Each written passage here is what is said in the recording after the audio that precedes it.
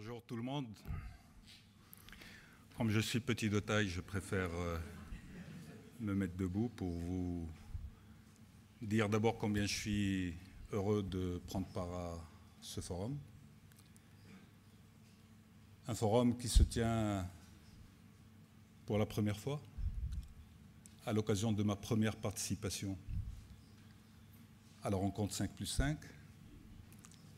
Donc je me trouve, de par mon passé récent, face à un parterre auquel je m'identifie et auquel je me sens naturellement un peu plus à l'aise.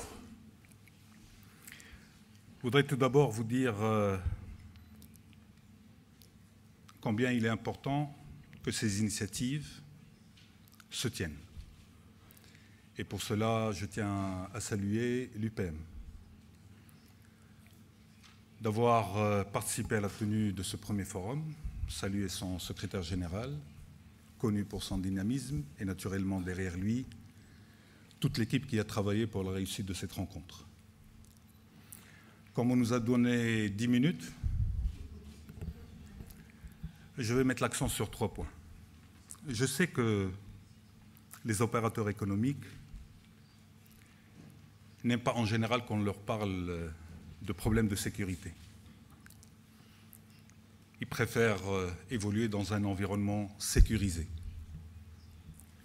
Nous sommes dans un environnement sécurisé. Les 5 pays du Maghreb, comme les 5 pays du nord de la Méditerranée, sont des pays stables qui maîtrisent leur situation malgré les difficultés. Et je crois que c'est un gage de possibilités à concrétiser sur les différentes opportunités qui se présentent aujourd'hui. Nous sommes dans un environnement qui est en train de changer. Naturellement, dans toute mutation que le monde est en train de vivre, il y a toujours des foyers d'insécurité qui se développent. Ces foyers sont identifiés et je crois que la communauté internationale a pris suffisamment conscience des enjeux pour agir. Mais comme l'a dit mon ami le ministre Fabius, le pendant de la sécurité est le développement.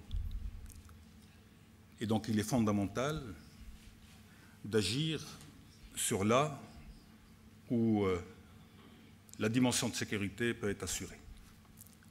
Nous sommes dans un espace plein d'opportunités. Le Maghreb est une source de croissance pour la Méditerranée, est une source et un potentiel pour les entreprises qui est loin d'être exploité et qui est loin d'être utilisé. Je pense que les débats de ce matin ont été suffisamment riches pour mettre l'accent sur le potentiel et les opportunités qui existent dans cet espace.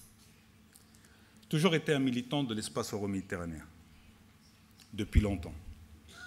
Et j'ai toujours été convaincu que cet espace doit avancer avec un rythme beaucoup plus accéléré dans le sens de l'intégration et dans le sens du co-développement.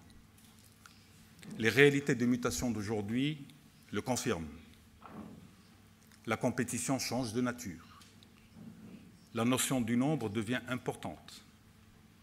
L'Europe, avec 500 millions d'habitants ou de consommateurs, devient un espace moyen par rapport à d'autres espaces qui sont en train d'émerger. La Chine et son environnement, l'Inde et son environnement, et d'autres espaces qui sont en train d'émerger. Donc la dimension et la profondeur de l'Europe, qui s'intéresse naturellement aujourd'hui plus à l'Est, et entretient de bonnes relations avec le Sud. Je pense que le paradigme ayant changé, l'approche devant changer. De notre côté, nous, Marocains, dans cette logique-là, et dans la logique de la signature du statut avancé, qui va aller vers plus de convergence, qui va aller également vers l'intégration économique avec l'Europe.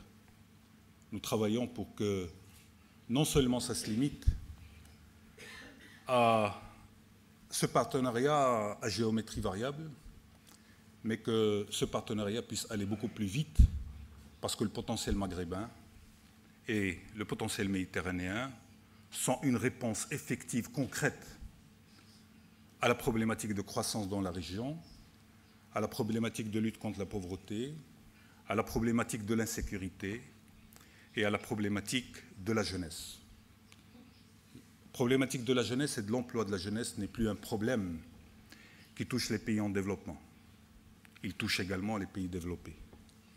Et donc, dans ce monde qui est en train d'évoluer et de changer, je pense que l'approche comme l'action doivent aller dans le sens d'ouvrir plus d'opportunités ou d'opportunités pour cette jeunesse au niveau d'un espace auquel elle est habituée et dans lequel elle peut naturellement plus facilement se mouvoir. Deuxième message, il a été évoqué par mon ami Fabius, c'est celui de l'Afrique. Comme j'aime à le répéter, l'Afrique n'est pas le problème, l'Afrique c'est la solution. Souvent on regarde dans les pays africains certains foyers de tension ou certains foyers d'instabilité. L'Afrique a changé. L'Afrique est un continent de croissance, mais un continent qui va continuer à représenter la croissance future du monde. 20 à 25% de la croissance future se trouvera en Afrique. Les opportunités et le potentiel de développement sont importants, d'investissement et de partenariat également. Les besoins sont importants. Et c'est aujourd'hui, à mon sens, qu'il faut travailler ensemble pour aller vers des logiques que nous avons toujours développées théoriquement, mais que nous avons eu toujours des difficultés à les mettre en œuvre. Nous parlons de co-développement, nous parlons de partenariat triangulaire, c'est autant de notions qui ont du sens, mais elles ne peuvent avoir du sens que quand elles se traduisent par une capacité, non seulement des États eux-mêmes, mais également des opérateurs, ensemble, pour qu'on aille véritablement vers la conquête d'opportunités, pas dans un sens péjoratif du terme, mais dans un sens d'imbrication des économies de la Méditerranée avec ceux du Sud et de l'Afrique d'une manière générale. Donc, l'Afrique, un potentiel à côté. Pour ça que, quand j'entends les débats sur la crise, les difficultés budgétaires, les difficultés de redressement, les difficultés de relance de la croissance, les difficultés de réorientation stratégique des économies, je me pose des questions, objectivement, sur l'approche en elle-même par rapport aux opportunités que l'environnement est en train d'offrir. Il y a une maturité industrielle, il y a une maturité de services, il y a une maturité d'un certain nombre d'activités qui, elles, ont besoin de relais. Le Maroc, modestement, s'est positionné comme plateforme régionale. Il développe des outils, il développe une approche, il est présent, il investit, il accompagne. Nous sommes un pays qui est acteur et non pas spectateur de ce qui se passe autour de nous.